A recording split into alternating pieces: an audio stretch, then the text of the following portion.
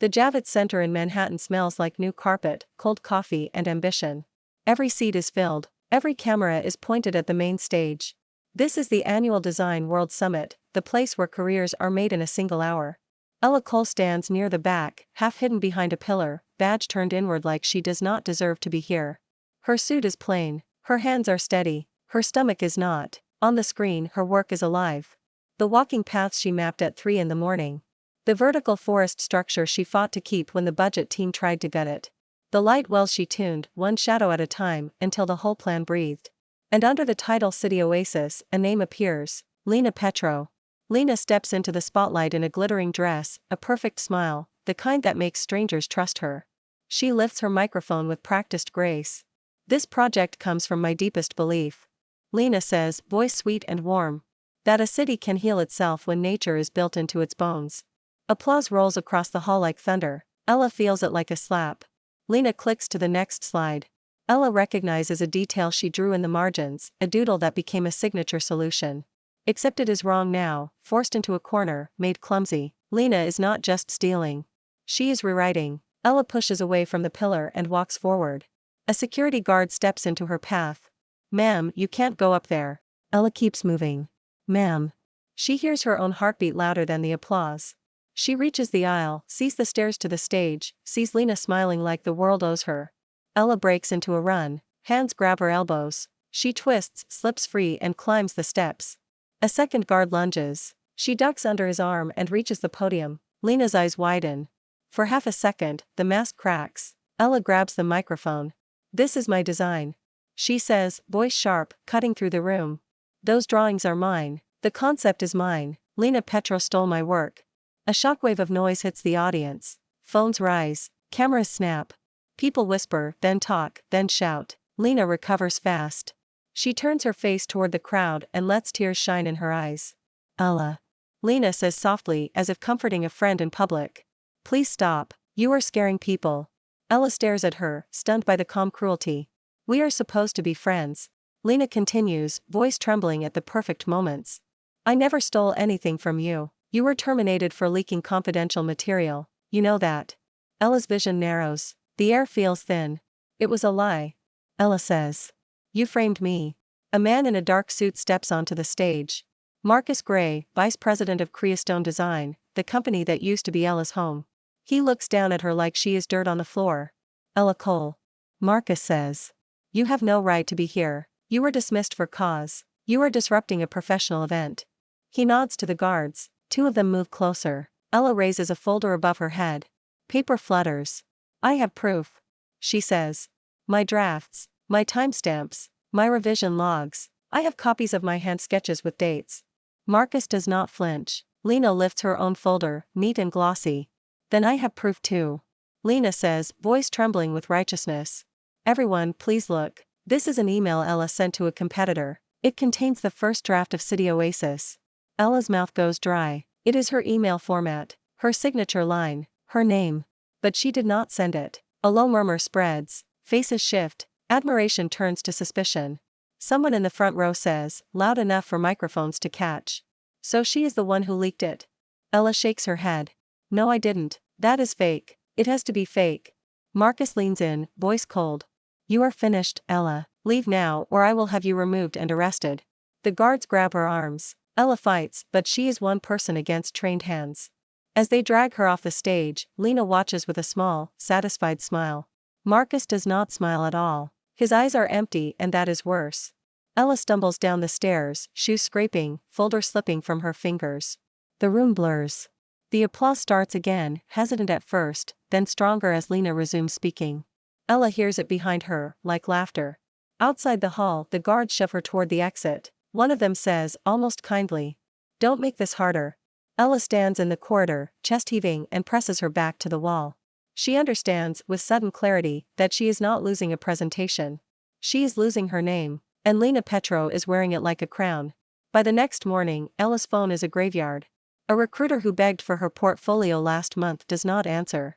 A client contact replies with a single sentence. We cannot be associated with any confidentiality concerns. Her mother calls, voice tight. Ella, what is happening? Your aunt saw something online. They said you stole company data. I didn't. Ella says. I was the one who got robbed. Silence. Then her mother sighs. Just tell me the truth. The words cut deeper than any headline. Ella ends the call with shaking hands. The apartment feels smaller. The walls feel closer. Her desk is covered in printed drafts and notes, like a battlefield she lost. She opens her laptop and searches her own name. The first page is filled with articles and clips. Fired designer storms stage, accuses colleague, denies leak. The comments are worse. She is bitter. She is jealous. She is unstable. Ella shuts the laptop and sits on the floor, back against the couch. Her breath catches. For a moment, she almost lets herself collapse into it. Then she hears a knock. That afternoon, Ella forces herself to go to an interview anyway. The studio is small, wedged above a ramen shop in Midtown, with mood boards taped to every wall. The creative director smiles politely until Ella says her name. I recognize you. He says. It was not true. Ella says quickly. The leak claim. It was fabricated. He taps his tablet, not meeting her eyes. I believe you, or maybe I want to believe you, but my partner's read headlines, not evidence. He slides her portfolio back across the table like it is contaminated. I can't hire a risk. On the sidewalk, Ella stands in the wind and watches people hurry past like the city is a river she cannot step into. Her phone vibrates. A notification from a design forum. Someone posts a grainy clip of her on stage, grabbed by security. The caption reads, Unstable former employee melts down. Her throat tightens. She opens her email and sees another message, forwarded from a former coworker. Lena Petro posted a statement on social media. It is long, emotional, and carefully vague. She calls Ella a dear friend struggling with professional pressure. She says Ella needs help and asks the industry to show compassion. Ella reads it twice, then drops the phone on the couch. That night, a different email arrives. From Creastone's legal department. Cease and desist. You are prohibited from making defamatory statements about the company or its employees. The message is cold, legal, and meant to scare. It works for a moment. Ella sits at her table and stares at the walls until the city lights blur. Then she hears the knock. It is firm, impatient, like the person behind it refuses to be ignored. Ella opens the door. A woman stands there in a leather jacket, hair pulled back, eyes sharp. She holds a paper bag that smells like coffee and sugar. Evelyn Moore. The woman says. You don't know me, but you should. Ella blinks. I do. You worked at Creastone. Past tense. Evelyn says. Because Lena Petro is a thief. Ella grips the door frame. Her throat tightens. Evelyn steps inside without waiting for permission. She drops the bag on the table and pulls out a folder thick with documents. 3 years ago. Evelyn says. I designed a boutique eco-lodge plan for a client upstate. Lena was on my team. She smiled, she complimented, she asked for feedback. Evelyn flips the folder open. There are sketches, then final renders, then a press release. Lena Petro wins Rising Star Award for Eco-Lodge Design. Ella's stomach turns. I filed an internal complaint. Evelyn continues. Marcus Gray shut it down, said I was paranoid, said I was creating a hostile environment. She snorts. Then Lena got promoted and I got pushed out. Ella stares at the documents. Her hands curl into fists. So you believe me? Ella whispers. Evelyn's expression softens for a fraction of a second. I don't believe. I know. Because Lena does not change her tricks. She just finds bigger stages. Ella swallows. I have nothing. They made me look like a criminal. They have that fake email. Evelyn leans forward. Then we take away their stage. Ella shakes her head. They control the company. They control the story. Evelyn smiles, sharp as a blade. Stories are easy to control when people stay quiet. She pulls out her phone and shows a calendar entry. International Original Design Gala. 6 weeks away. It is the only room bigger than the summit. Evelyn says. The judges are strict. The media is global. And the chair of the International Design Association will be there. Oliver White. Ella says automatically. The man is a legend, famous for destroying plagiarists with a single ruling. Evelyn nods. If we get evidence into his hands and we force a review on that stage, Lena will not be able to cry her way out. Ella hesitates. Her mind runs through the obstacles like a storm. Proof, witnesses, records, timing. Then her gaze falls on her own printed drafts. Every version, every timestamp, every late night she can still feel in her bones. She stands. Tell me what you need. They start with what Ella can control. Before they meet Jonah, Evelyn teaches Ella how to think like a person who is not allowed to lose. Stop saying you want justice. Evelyn says. Say you want process. Say you want verification. People trust systems more than they trust victims. Ella grimaces. I hate that. I know.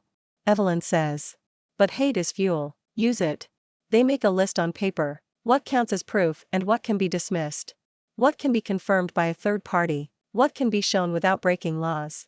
Evelyn insists they talk to an attorney, not a flashy one, but a careful one. A week later, they sit in a small office near Union Square. The lawyer is named Diane Carter. She is in her 40s and does not waste time on sympathy. You were terminated for a leak. Diane says, scanning the documents. They will claim you are retaliating. They forged evidence. Ella says. Diane looks up. If you can prove that, they are in trouble, but do not do anything illegal to get it. No hacking, no trespassing. Evelyn nods. Understood. Diane taps the security footage note. If this exists, the best path is whistleblower cooperation or subpoena, but subpoena takes time. You want the gala, you need a voluntary witness. Ella glances at Evelyn. Evelyn's smile is thin. We already have someone in mind. Diane gives Ella a hard look. And you need to prepare for counterattack. They will threaten you. They will offer you money. They will try to make you look unstable. Ella swallows. I can handle it. Then act like it. Diane says. No screaming, no lunging at microphones. You are not a spectacle. You are a claimant with evidence. On the way out, Ella breathes cold air and feels something click into place. She is not begging for her name back. She is building a case. Her computer, her cloud backups, her project drive. Ella and Evelyn sit at the kitchen table with laptops open and coffee gone cold. The air hums with the sound of files transferring and folders opening. Ella pulls up the master file for City Oasis. The creation date is clear. The revision history is long, ugly, honest. Evelyn points. Export the version history. Screenshot the metadata. Print it, but also keep the originals. Ella does, fingers moving faster than her fear. Then she opens her chat logs with Lena. Months of messages. Lena. Your vertical forest idea is genius. Teach me your thinking. Lena. Can you send the draft? I want to study your layout. Lena. I can't sleep, you are carrying this whole project. Ella reads them with a sick feeling, not because Lena asked, because Ella answered. Ella saved every file. She trusted, she shared. Evelyn scrolls back to the week before the summit. Here, the night you lost the USB drive. Ella nods. I was packing for the client meeting. I left my desk for 10 minutes. When I came back, my drawer was open. Evelyn's jaw tightens. We need physical proof, not just history, something that shows the act. Evelyn calls someone from her contacts, a former tech employee at Creastone named Jonah Pierce. He agrees to meet them in a crowded diner in Queens. Jonah arrives in a baseball cap and nervous sweat. He slides into the booth, eyes darting. I should not be here. He mutters. Evelyn leans in. Jonah, you hate Marcus. You told me he made you sign off on shady budget edits. Jonah flinches. He did, and I have a kid. I can't get sued. Ella keeps her voice calm. We are not asking you to risk your family. We are asking you to tell the truth. Jonah exhales hard. There is a security clip. He says quietly. From the office floor, night before submission. I saw it because I handled access logs. Ella's pulse spikes. What did it show? Jonah looks at his coffee like it can save him. It showed Lena entering your cubicle after hours. It showed her plugging in a drive. It showed her leaving with her purse stuffed like it weighed more. Evelyn's eyes narrow. Can you get it? Jonah shakes his head. Not directly, but I can tell you where it lives. The internal server. Security archive. There is an admin login. Evelyn slides him an envelope. Not money, just a printed statement. Sign this. She says. A sworn statement of what you saw. You can do it anonymously for now. Later, if the board forces a hearing, you can decide if you go public. Jonah's hands tremble as he reads. He signs. Outside, the winter wind cuts down the street. Ella pulls her scarf higher and turns to Evelyn. Even if we prove Lena stole it. Ella says. Marcus will say he did not know. Evelyn's smile is grim. Then we prove he did. They dig into the project budget. It takes days of calls and favors and whispers. A former finance assistant agrees to meet them in a library. She brings printed transfer logs. Marcus approved the vendor payments. The assistant says, voice low. Some were legitimate, some were not. The fake vendor account routed money to an LLC. That LLC is linked to Lena Petro. Ella's mouth goes dry. Why would he pay her like that? The assistant looks away. Maybe for loyalty, maybe for silence, maybe for something else. Ella does not need the rest said aloud. That night, Ella receives a text from an unknown number. You still don't get it. You lost. Stay down. Ella stares at the screen. Then she forwards it to Evelyn. Evelyn replies within seconds. Good. They are scared. Ella lets out a slow breath. For the first time since the summit, she feels something other than despair. She feels momentum. 2 days before the gala, Marcus calls Ella from a blocked number. She answers because she is tired of being hunted. Ms. Cole. Marcus says, voice smooth. I hear you have been making moves. I have been collecting truth. Ella replies. He chuckles softly. Truth is a flexible word. I can make your life very difficult. You understand that, right? Ella keeps her voice even. You already did. Marcus pauses as if her calm annoys him. Here is my offer. He says.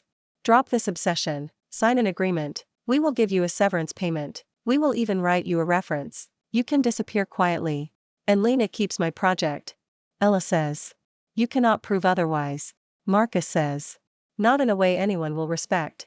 Ella looks at the folder on her table, the growing stack of dates and logs and statements. She smiles, but he cannot see it. I think you are wrong. She says. His voice turns colder.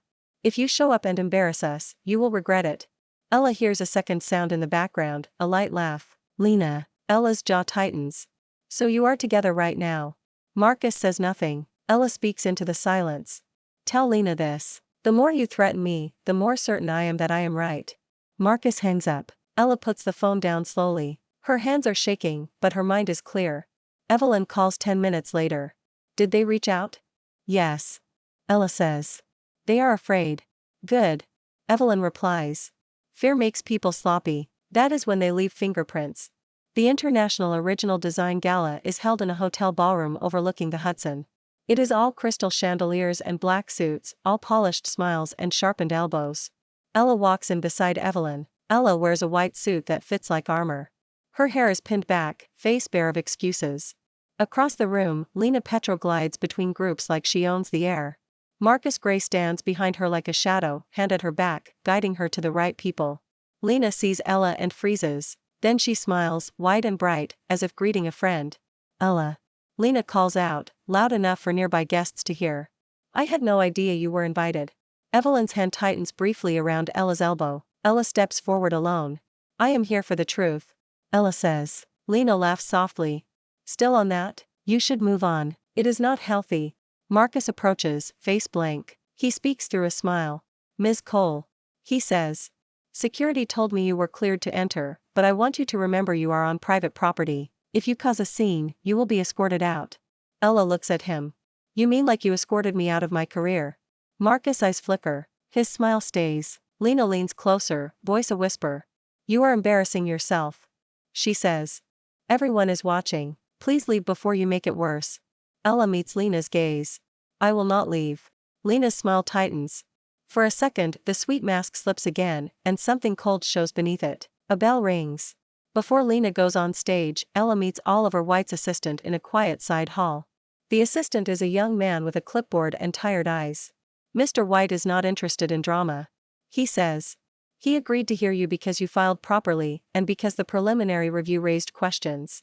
Ella nods. I understand. The assistant lowers his voice. Ms. Petro's sponsor is powerful. There is pressure to dismiss this as personal conflict. Evelyn steps closer. It is not personal, it is theft. The assistant studies them, then hands Ella a small earpiece. If you lose your nerve, you will lose the room. Keep your voice level. Let the evidence do the violence. Ella takes the earpiece. Thank you. She says. In the ballroom, she watches Lena laugh with a cluster of reporters. Lena tilts her head, performs innocence, and the reporters eat it up. For a second, doubt creeps in, not about the truth, but about the world. How easily it chooses the prettier story. Ella squeezes her hands together until her knuckles ache. Then she releases the tension and walks in. The host announces the opening panel on originality, ethics, and innovation. The chair of the International Design Association takes the stage. Oliver White is tall, silver-haired and severe. His face does not change as he scans the audience. Ella feels her hands sweat. Evelyn murmurs. Remember, we already submitted the package. He knows there is a dispute. He agreed to hear you, but only if you stay professional. Ella nods. Lena steps up to the stage when her name is called. She is introduced as a rising star, a visionary, the mind behind City Oasis. Lena smiles into the lights. Originality is a lonely road. She begins. Sometimes people misunderstand your success. Ella watches Marcus from the corner of her eye. He watches the crowd, not Lena. He watches for danger. As Lena continues, Oliver White raises a hand. Miss Petro. He says, voice calm and lethal. Before you proceed, the association has received a formal claim contesting authorship of your submitted work. A ripple of sound runs through the ballroom. Lena's smile wavers. This is absurd. She says lightly. There is no contest. The project is mine. Oliver's gaze stays steady. Then you will have no objection to a brief review. Lena laughs, too high. I would never object to transparency. Oliver nods once. Good. Ms. Ella Cole, please come forward. Ella walks up the aisle. Her heels click against marble like a countdown. She takes the microphone. She does not look at Lena. She looks at the audience. My name is Ella Cole. She says. I was the lead designer for City Oasis. I am here to show proof and to ask for one thing, a fair hearing. Oliver gestures to the screen. Proceed. Ella signals to the tech team. The first slide appears. File metadata, creation date, revision history, then time-stamped screenshots, then hand sketches scanned with dates. Then the chat logs with Lena. The room grows quiet. Lena's face tightens, but she keeps smiling. Marcus takes a step forward. This proves nothing. Marcus says. Files can be altered. Evelyn stands and raises a folder. Then let us talk about video. She says. A new clip plays. A grainy office camera view. Ella's cubicle after hours. Lena enters, glances around and slides open a drawer. She plugs in a drive. She copies files. She leaves, purse heavier. The ballroom breaks into sound. Gasps. Whispers. Outright laughter. Lena's face drains of color. It is edited. Lena cries. It is fake. Oliver White's voice cuts through. Ms. Petro, do you claim the security footage is fabricated by the company itself? Lena opens her mouth, then closes it. Her eyes dart to Marcus. Marcus' jaw clenches. His hand curls at his side. Ella lifts her chin. There is more. She says. Ella signals again. The screen changes to bank records. A chart of transfers. A vendor account that does not exist. An LLC registered under a name that connects to Lena. Marcus steps forward with a hard smile. This is private information. This is inappropriate for this setting. Oliver White tilts his head. Misappropriation and fraud are not private. They are relevant to ethics and authorship. A murmur of agreement spreads like fire. Evelyn walks up beside Ella. I worked at Creastone. She says into the microphone. I filed a complaint 3 years ago that Lena Petro took my work. Marcus Gray buried it. He threatened me, then he pushed me out. Lena's breath comes fast. She shakes her head violently, hair coming loose. She is lying. Lena shouts. She is jealous. She always was jealous. Ella turns to Lena. Jealous of what? Of stealing? Of hiding behind a man who buys you awards? Lena's eyes flash. You think you are so pure. She snaps. You think you deserve everything. You always looked down on me. Marcus reaches for Lena's arm as if to pull her back, but she jerks away. Tell them. Lena screams at him. Tell them you promised. The words hang in the air. Every phone in the room is recording now. Marcus' face turns gray. Oliver White raises his hand again. Mr. Gray. He says, voice even. Did you have knowledge of the theft? Marcus forces a laugh. This is theater. He says. Ms. Cole was terminated for leaking. She's retaliating. Ella lifts one more document. A copy of the termination notice. She says. And the email used as evidence. She clicks to the next slide. A forensic report. Header details. A mismatch in server routing. A timestamp that could not exist in the company system. It was forged. Ella says. It was created after the fact, using my signature and template. Oliver White looks toward the tech team. They confirm with a nod. A wave of shock runs through the audience. Lena staggers backward. Her high heels catch on the stage edge. She grabs the podium to steady herself. Marcus moves as if to leave. Security blocks his path. The client representative for Soren Group stands up, face tight with anger. We funded City Oasis because we believed Creastone stood for integrity. He says. If this is true, our company will terminate the contract immediately and we will pursue legal action. Cameras swing toward Marcus. Flashbulbs fire. He lifts a hand to block his face, but it is too late. Lena's voice cracks. Ella. She says, suddenly soft again, suddenly pleading. It was a mistake. I was desperate. I just wanted one chance. Ella stares at her. She remembers late nights, shared lunches, inside jokes, the way Lena hugged her and called her sister. She remembers the stage, the fake tears, the fake email, the guards dragging her away. A chance. Ella repeats, voice flat. You took my chance and wore it like a dress. Lena's knees buckle. She drops to the floor with a sound that is half sob, half choke. I am sorry. Lena whispers. Please, please forgive me. The room is silent, hungry for the ending. Ella holds the microphone and lets the silence stretch. No. She says. Lena flinches like the word is a slap. Ella keeps her voice steady. You do not get forgiveness as a bargaining chip. You get consequences. Lena reaches for Ella's hand. Ella steps back. Oliver White speaks, and the authority in his tone freezes the room. Based on the evidence presented. He says. The association will suspend Ms. Petro's nominations pending formal investigation. We will also refer this matter to legal counsel and to the appropriate authorities. A collective exhale ripples through the ballroom. Marcus tries to speak. Words fail him. His mouth opens and closes like a door in a storm. Ella looks at him. You thought power would protect you. She says quietly. It only made your fall louder. The next day, headlines explode. Not about an angry designer. About a thief exposed on the biggest stage in the industry. Creostone Design issues a statement. It is stiff, apologetic, desperate. They terminate Lena Petro. They place Marcus Gray on administrative leave.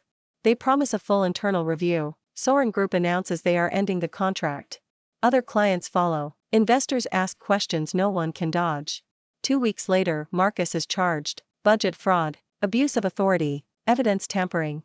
His lawyer speaks in careful phrases, but the damage is done. Lena tries to disappear. She deletes her accounts. She changes her number. It does not matter. Every search result remembers. Ella returns to her apartment and sits at her desk again. The same desk that once felt like a cage now feels like a starting line. Evelyn drops by with 2 coffees and a grin. You did it. She says. We did it. Ella replies. An email pops into Ella's inbox. From Oliver White. He writes only 3 lines. Your authorship is confirmed. Your name is cleared. If you choose to apply, the association will support your independent studio licensing. Ella stares at the screen until her eyes burn. Then she laughs, a short sound that breaks into something like relief. She calls her mother again. This time her mother answers on the first ring. Ella. Her mother says softly. I am sorry. I should have believed you. Ella closes her eyes. It is over. She says. I am coming back. In the months that follow, Ella and Evelyn form a studio. They name it First Principles. Not because it sounds pretty, but because it is a promise. Their first client is not a giant corporation. It is a community group in Brooklyn that wants a park rebuilt, a small budget, a big heart. A chance to do it right. Ella stands on the empty lot with a rolled plan under her arm. The wind off the river is cold. She can see, in her mind, the paths that will curve through trees. The benches where people will sit. The lights that will glow without wasting a watt. Evelyn nudges her. Still thinking in layers? Ella smiles. Always. Somewhere across the city, Lena Petro is fighting lawsuits and shame. Marcus Gray is fighting his own lies. Their names are becoming warnings. Ella's name becomes something else. A signature, a credit line, a truth. On the day City Oasis is officially reassigned to her, the project team asks Ella to say a few words at the groundbreaking. The cameras are there again, but this time, they are not hunting. Ella takes the microphone, looks at the crowd, and speaks with a steady voice. I used to think the worst thing that could happen was failure. She says. Then I learned the worst thing is betrayal from someone you trust. She pauses. She sees Evelyn in the front row, arms crossed, proud. But I also learned this. Ella continues. Original work leaves a trail, truth leaves a trail, and if you keep walking, even when people try to erase you, the trail will lead back to your name. The crowd applauds. The sound is different now. It does not feel like laughter. It feels like a door opening. A month later, Ella receives a formal letter. The association confirms the ruling in writing. City Oasis is credited to Ella Cole as lead author. Creostone is ordered to correct records and notify partners. The correction is small on paper. It is massive in practice. A magazine that once mocked her now requests an interview. A podcast host asks her to tell the real story. Ella declines both. She does not want fame from humiliation. She wants work. Still, some nights, when the city is quiet, she remembers the feeling of being dragged off that stage. The grip on her arms, the laughter disguised as applause. On one of those nights, she walks to her window and looks down at the street. A couple argues on the corner, then hugs. A delivery truck splashes through a puddle. Life goes on, indifferent, relentless. Her phone buzzes with a message from Evelyn. Studio lease signed. We start Monday. Ella replies with a single word, yes. On Monday, they paint the walls themselves. They build cheap shelves. They hang their first framed sketch in the entryway. It is not fancy, it is theirs. At the end of the day, Evelyn tosses Ella a marker. Write something, Evelyn says. Ella looks at the blank wall, then writes in block letters. Original work leaves a trail, Evelyn nods. Perfect. Ella caps the marker and laughs. Not because everything is healed. Because she can finally breathe. Thanks for watching. Follow for more romance stories.